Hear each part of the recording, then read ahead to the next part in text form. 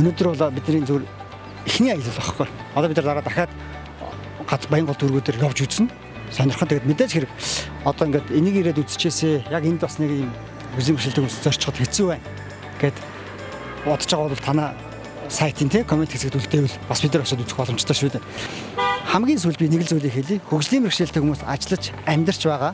Тэр хүмүүс таатай байгаа бол бүх хүнд таатай орчин бий болсон байдаг. Нэгдүгээр энэгээр зур тэргээ түрээд эмнэлэг төзүүлэхээр хүүхдээ төрөө явж байгаа ээжүүд ямар хүндэл бэрхшээлтэй байх вэ?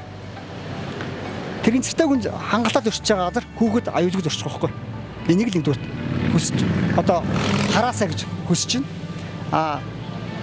Дараачих нь харааны бэрхшээлтэй хүн зөрчөөд явж байгаа энэ газар халтраа гулгаа байхгүй учраас жишээл өндөр өсгийтэй эмгтэй хүмүүс явах ямар айтайхан байх вэ?